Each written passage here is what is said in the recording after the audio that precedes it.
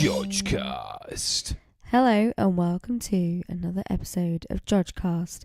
It's a Game of Thrones throne down. Thrown down to the throne down. It's the throne down. It's the throne down. It's the throne down. It's the throne down. It's the throne down. I don't know how to turn him off. I don't know how to make him stop. Throne down. I seriously It's a throne send down. help. It's a throne down. It's a throne down. It's a throne down. Jay, were you excited about Game of Thrones coming back? You know what? Yeah, I kind of was. We rewatched. You know what? You kind of were. You know what? I kind of was. In a weird way, because I know we were a bit down on season 7 when we recorded our Thrown Down game. The Thrown Down is a Thrown. Our Thrown Down episodes last year, but actually rewatching the catch-ups about this show and how much we've watched it, how much we've invested in it over the last 8 years, and then rewatching the finale of season 7, The Dragon and the Wolf, and all the politics and all the characters coming together in this kind of massive set piece where all this intrigue and all the sideways glances and stuff. I was Jon Snow's buttocks. Yeah. I mean, that's a part of it. Jamie Lannister, Jamie Lannister's beard. And seeing everyone back together, and it was like, yes, this is what this show does. Like, all side-eye glances and, I loved it. Are you saying that you bought into the hype? I did, yeah, massively. Don't believe the hype. No, yes, maybe do believe the hype.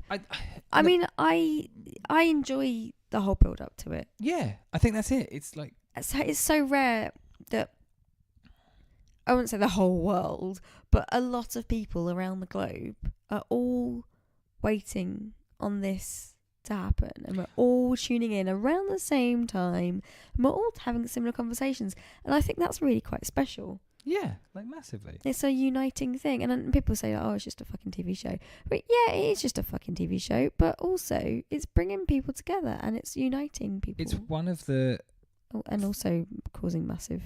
It's one of the few arguments. shows that we every week when it's on consistently meet up to watch it with friends. Whether that's 2 friends, sometimes it's 8+ friends. Usually when we get to the finale, we have quite a few friends over.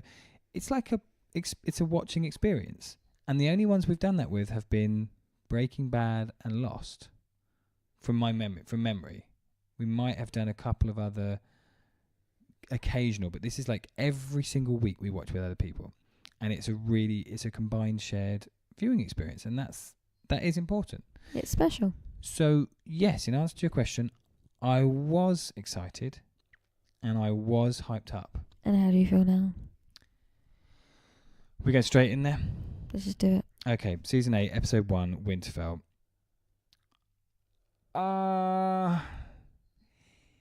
It was a disappointment. It was a... I'm joking. Actually, I think there was a lot of good stuff in there. Winterfell flat. Oh, Winterfell on whom? No, Winterfell flat. Winterfell on its sword. Winterfell down died. No, I'm being extra You mean. You really are just... And I shouldn't be. I think there's a lot to enjoy and pick apart. But at the moment, I'm overwhelmed by the awfulness of that fucking dragonflight that just made me do this. Da, da, da, da, da, da, da, That's not a bad thing. Oh, Never Ending Story is great. Yes, it is, but it's not. It doesn't sit canon wise. For me, it was Episode 2, Attack of the Moans. Like it was. You know those bits in Episode 2, Attack of the Clones of Star Wars. Yeah, where they're bouncing around on the weird cow things on the boo and talking about how much they love each other and eating apples. Rolling around in the field. It was so unnecessary. Everything had already been done. We knew that they got together. We knew they were in love. We knew they were goo-eyed, so we didn't really need enough more. Didn't need any more than that. It just it furthered nothing. It furthered no plot. It just did nothing for anything. And let's be fair, we know that HBO is throwing a lot of money at this. It didn't look that good.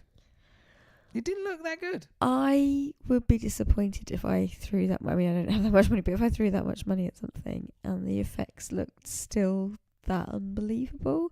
Yeah. And it, to me, I'm a kind of a big believer in the Jaws thing. don't show the shark. Yeah. Or show as little of the shark as possible. Same goes for dragons, man. Yeah. They're not real, so don't show that much of them. Anyway, we're being down on this because specifically that scene took us out of the experience drastically. It did. And also, you know, we have high hopes. This is a series that has delivered well for most of its run. Right. So and we I have think high expectations, as we should. I think it delivered from the fucking get-go. The credits for this episode had me so excited. Best credits ever. Like the new thing, the intrigue with the wall, and then going right into some of the places. So you were like, just the credit said, hey, we're not just passing by Winterfell. We're going in. We're going to the crypts. We're not just passing by King's Landing. We're going deep into the throne room. Like it has a message. Those credits. It's like I give those credits 5 stars. Yeah, and then the I would series, just watch like, those. To be honest, I would watch like a whole episode of just those credits. But the episode had some great points, like, you know, just starting out with that kind of bold. We're coming straight in here. We're not fucking around. We're going straight in with, Jon and Daenerys arriving at Winterfell. Like I like its pace now that it's not holding back. You know, for so many years they got so much stick for having characters on little jollies around deserts or wherever, and now they are just like, well, no, we're not stopping for breath. We are going straight in. We're right up in Winterfell. We're at war with the White Walkers. Like, I enjoyed that. I enjoyed the embracing of this is life or death situation. The White Walkers are here. We can't fuck around. Also, this is the final season, and I think they really enjoyed a bit of payoff of those wandering stories. Yeah. So the first scene we saw was Arya seeing, you've got all these different people that she knows, she's met along her way, turning up in her citadel. And I really liked that. It was a real payoff moment. Well, you also had the little kid acting how she used to act. You know, like, she used to be the one climbing on all the things and getting up there to see the view of this exciting thing. So there's this growth and passing on of the torch as such of these characters and where they've grown and where they've come to. Yes. Sorry. No, I agree. But no, you were just saying there, like, really nice payoffs in the opening.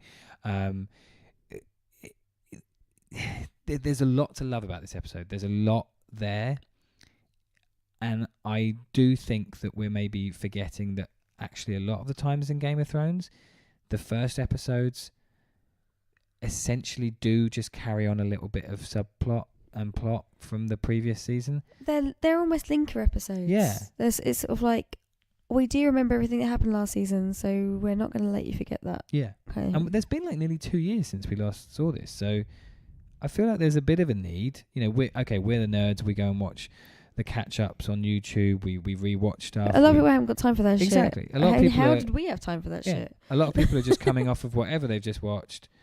Probably Fleabag, if you've got any sense. And they've just watched Fleabag, and they're on to the next big thing, which is Game of Thrones starting this week. Oh, if they're coming off of Fleabag, then they might be sorely disappointed. No, but what I'm saying is I think we're being maybe... Okay, we review this literally the minute we stop watching it. So, yes, we're going to be a little bit critical of things we didn't like. But I think being too critical about this episode for not pushing too much is not listening to the rest of the series, because they do that. They just treat the first episodes as this kind of, hey, we're going to touch base with everyone. We're going to kind of reassess where we're at, and then probably by episode 3... shit will be hitting the fan. Well, yeah, and also some of my favourite parts of Game of Thrones are the non-set pieces. So you've got the quiet dialogue, the politics, the subtext. Yeah. And that, to me, is where Game of Thrones really excels. And I think it's not excelled there so much since it's gone off book. And I'm not somebody who's read the books. No. But I have noticed a change in storytelling. Yeah. But there is some still really nice stuff there, like the characters coming back together again, seeing Jon and Arya back together, seeing Sam and Jon Yeah, that was nice. The eye work between Dany and Sansa. That was nice. Yeah. Yeah, some good shit. Jamie having to come face to face with the reason that the entire saga started, him pushing Bran out of that window. He could have stopped all this. That's a nice... I mean, he could have stopped the White Walkers, but he could have stopped the other shit. But yeah, I think overall there's some really good moments in this episode. I think unfortunately they're overshadowed by a sometimes lack of understanding of the nuance and the idea of this show. So Euron Greyjoy, oh my god, hurry up and die, Euron. He seems to walk on, and whether it's the director, the writer, someone involved in this show is not saying to him, actually, Pirates of the Caribbean finished years ago, you're on the wrong show. He's just on the wrong show. I mean, they got rid of his eyeliner, which is something. A little bit, but everything about his character is played up too much. It's on alert, on high, like he's on 11, and he's dealing with characters that are in this show. So Lena Headey is acting as Cersei in this show, and she's having to act against this. I don't know what he's trying to bring, and it takes away from the story development. It takes away from those two characters actually having a meaningful exchange. Because it is an interesting place for Cersei to be at. She's literally cut everyone else out of her life. Or they've been killed. And so it is an interesting thing to have and to show in that. But no, like the way he acts in that scene and the way he acted in the previous scene where they're on the boat, and the way, basically whenever he's on screen, it really jars me because I just don't think it works. I don't think it works in context of the show. It's like dropping Will Ferrell into the scene. It wouldn't work. Dropping Will Ferrell into the scene would not work. I agree, but let's not be so rude as to compare Will Ferrell to the awfulness that is Euron Greyjoy. No, maybe the actor's good. I'm just saying that for whatever reason. Maybe other stuff, but this is an ill-conceived character. It feels rude to say it's ill-executed, but surely that can't be any more rude than it's ill-conceived. It's just not working. And I think mostly that comes down to because he's not driving any plot or narrative. I don't give a shit. When he spoke to who's the Theon's sister? Yara. When he spoke to her, it didn't matter. It didn't further anything. We already knew it. It didn't deliver anything. Yeah. So many scenes tonight didn't tell us any more than we already knew. And I think a little bit of that's the episode 1 syndrome, but also I do feel that even though we've got these long, sometimes feature-length episodes, they have...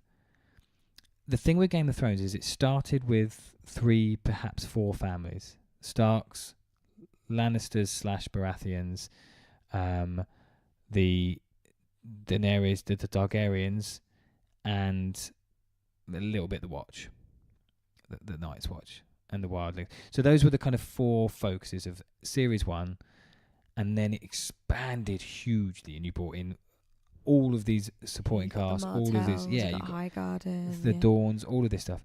And then what it's done is it's, in the last series or so, trimmed all of those, killed off everyone. So we're now back with the Night's Watch and the White Walkers, the Starks, the Lannisters / Baratheons, and the Targaryens. And okay, they're all mixed up in the pot again, but it's now at such a kind of arrow point of we're just driving this one last thing home that it does feel a little bit like nothing really happened this episode apart from Sam and Jon, the big revelation. But we already knew that as viewers. So you didn't get that kind of red wedding moment. You didn't get that exciting revelation. I think that's what season 7 didn't have. Is what I was hoping for in that conversation is you fucked your aunt. Yeah, I wanted someone to tell him, you're fucking your aunt, mate. Did you want them to go, you're an auntie fucker? Yes, it's true. Nobody fucks aunties quite like you. Shut your fucking face, auntie fucker. You're a motherfucking fucker, auntie fucker. I mean, I didn't at the time, but now I do. Yeah, I think I wanted that scene. I think I got that Jon Snow was working that out in his own head. Yes. But I don't think that was conveyed quite as well as they thought it was being. No. And I really wanted that to really land. Yeah, I feel like you need that. It's not cool. Hopefully we'll It's get not that when he cool. has to explain it to her. But will we see that? Because I'm why would hoping you so. have two scenes of one person explaining it to one person and then explaining to that? No TV series would ever bother doing that. Once you've learned about it and then they've learned about it, you then do the cut. I worry that from a writing someone point, else learning about it. That's where we're at, because there's. I fear that we've lost the revelatory experience that Game of Thrones gave us. The Ned Stark dying, the Red Wedding, the Battle of the Black the Battle of Black, the dragons when they first slaughter, the slave. I worry that we're now at such a kind of race to the finish of, hey, we got to tie all this up, that we're not going to really get. And hey, maybe there's bound to be character deaths. This is Game of Thrones, for fuck's sake. Maybe they will still surprise us. And there's so many characters that we care for. We do love this show. When I think about Brienne, when I think about Jaime, when I think about Sansa, Arya, Tyrion, Varys, these are characters that if they actually killed them in the right way, it would be emotional. And I'm not saying that death is the only path to that kind of powerful revelatory experience, but at this point, unless one of the sides has got something really, really dastardly up their sleeve, it all feels a little bit like we're on a path. And I'm hoping that there's going to be some real nuggets of something in there that's not just, well, we'll get the White Walkers finished and then who's on the throne? Because that's not enough for me. That's not enough for 6 episodes.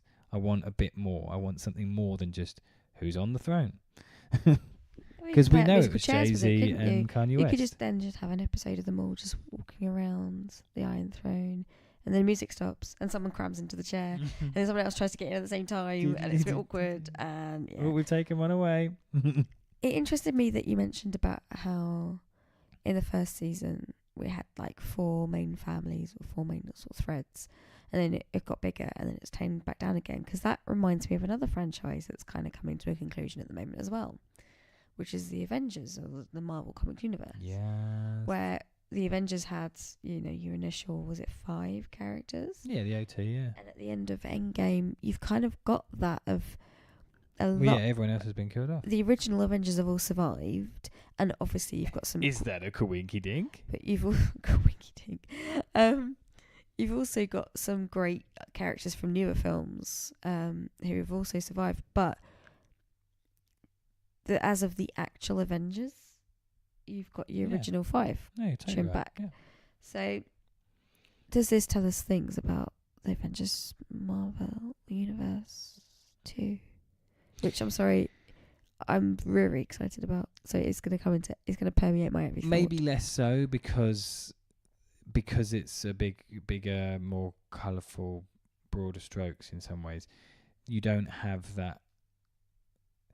The middle ground and the greyness of the characters in Game of Thrones means that you don't have such a big bad like Thanos that they could. You're saying the White Walkers are not the same as Thanos? No, I don't. Because Thanos represents the idea of optimum population, and the White Walkers represent climate change. So yeah, maybe there is an element of it, but and maybe this is a rhetorical question, because I have a non-rhetorical question for you. Okay. Hit me with your theories. Hit me with your predictions. What do you expect to see in the final series of Game of Thrones? What do I expect to see, or what do I want to see? What do you think is going to happen, babe? I fear that we are on a quite vanilla, let's just get to the end of this and give a resolution as much as possible. And that will probably end up with one of 3 people on the throne. It will probably be some form of Targaryen Stark coalition on the throne. And the baddies, like Cersei, even though she's not, she's done bad things and so has everyone else. So to call her a baddie is a bit. They'll be She defeated. really revels in it, though. Yeah, she does, and she's brilliant. They'll be defeated, and the White Walkers will be slightly defeated, but that threat of the winter will still be there. And I worry that it'll be as vanilla as that. I think that's my problem, is that I'm struggling to see where the nuance for the something different, an ending that's not as tied up in a bow. And I want Game of Thrones to surprise me. I want it to still be that show that is like, what the fuck? They just ended it like that. I think it's still got some surprises up its sleeves. Yeah. I think I'm about to ruin some of them. Oh. Yeah. So where do you expect it to go? Well, one obvious one I think most people have identified, and if it doesn't happen, I think we'll all be shocked, is that Jaime will kill Cersei. Oh, yeah. I'm not talking about the little nuances. I'm talking about the... I always said, what do you think is going to happen? Okay. Right. I think it's a possibility, or at least I like the concept of a show going completely rogue. Do you think it would be Jaime, or do you think it would be Arya dressed as Jaime? Oh, I think it would be Jaime. Because I like Cersei what you're is saying. The key name on Arya's list. Sorry. Yeah, no, it's true. And that would be a nice little reveal. That would be more satisfying. If Cersei thought it was Jaime killing her, and then it was like, oh, but actually, it's Arya. But would Cersei know? Oh, maybe. Oh, yeah, maybe he... No, I'm not going there. Don't go there, Jay. Whatever that was, just don't go there. Yep. I have an idea that I quite like, because it would really shake up television, getting completely fucked up. The White Walkers win, and everyone fucking dies. And I also quite like the idea of... And then it comes up at the end and goes, Extinction Rebellion, join the climate change revolution. Yes! Yeah. Yeah, and also, we were talking earlier about we're not quite sure the White Walkers' powers. How recently does someone have to have died for them to resurrect them? So I'm thinking the Winterfell vault is ripe. Oh, yeah. Zombie and Ned Stark. Maybe we'll see Ned Stark again. Yeah, and Lyanna. And then Jon can have some kind of conversation with Lyanna, even though she's a White Walker and won't speak. And you'd have a Ramsay Bolton with the face chewed off zombie. Oh my god! See, that's amazing, right? I mean, there's stuff that could happen, and I'm hoping it does. But also the idea of everyone dying. Yeah. How fucking bold would that be? It would be a pretty bleak show. Yeah. Well, it is a bleak show. Oh, yeah. Any other predictions and thoughts? I feel like there's a lot of credibility in the whole Bran is lots of different Brans throughout time. So he is Bran the Builder that built the wall.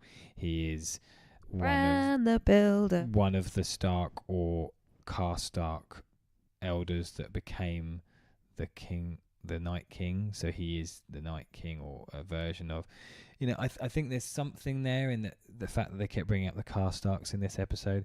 There's something about the history of the North and the remembering the North remembers, and there's something there that's going to play into this isn't just a marauding nest of zombies. There's something more to them, and that intrigues me. That I think that would be nice if there was, because they've just been played as such a an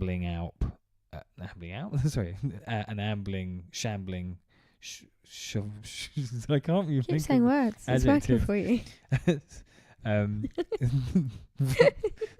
Villain. So yeah, it would be nice if there was a bit more nuance to that. I like that too. Shambling. No, I can't think. I like that too. I think I'm pretty sure this is a fairly common theory as well, that there's also that Jon Snow could be Jon Snow could be the Night King too. There's validity in that because they keep talking about his title of king. Yeah, there's something there too, because there obviously is an element of time travel and with the walking and stuff. Yeah. I just think maybe, who knows? But then also, Tyrion could be a Targaryen as well. We've seen a lot of clues about that. My theory is that Tyrion will become the Game of Thrones gaming champion. So he'll be the world champion of Game of Thrones. They're setting it up. that it's Jon and or Daenerys because of their Targaryen lineage, but actually, as the oldest male heir of the Targaryens, surely it would be Tyrion, as we believe that he is in some way a Targaryen. As much as I disagree with... No, I agree with what you're saying. I disagree with the whole bullshit of royalty and lineage and stuff. This show is founded on it. Technically, he would have to be born in marriage for that to be the case. And we've already had one revelation of that happening with Jon Snow. So therefore, I don't believe Tyrion is that guy. I think Tyrion will be in charge because he's the fucking best and the one with his head screwed on. He's the best. And will do a really good job of it. That's what I think. Right, so Tyrion's going to sort out Brexit. Great. Yes. Peter Dinklage, if you're listening, please sort out Brexit. It was a rather short episode because we've been led to believe that, you know, a lot of these are going to be longer. I was like imagining all of them are going to be an hour and a half. It was interesting to have a kind of just a normal 50-minute episode. We watched it without ad breaks because we watched it on Now TV. So and it was great. That'll be an hour and 20 though on the telly, which is what they're talking about. They're all over 60 minutes when they're broadcasted with ads. But that moment, like, and it always gets to it of like, once you're into an episode, and okay, apart from the moments we've already discussed that took us out of it, once you're in it, you just want to find out more. And so when that ending came, it was like, no, don't stop there. Don't. Come on.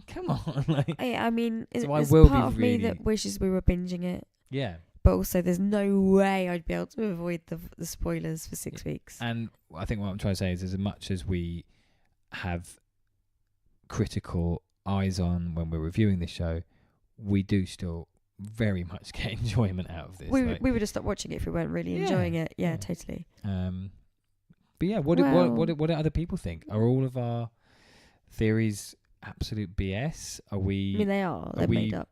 On the wrong tip? Are you shippers for Jon and Daenerys? Did you find that scene really emotional for you? Did that bring you something? We don't mean to be laughing. I'm not, but I would like to hear from people if they did. Yeah, and we'll be back next week with episode 2 of our Game of Thrones. Thrown down. Thrown down. Thrown down. It's a thrown down. It's a thrown down. It's a thrown down. It's a thrown down. Thanks for listening. Bye.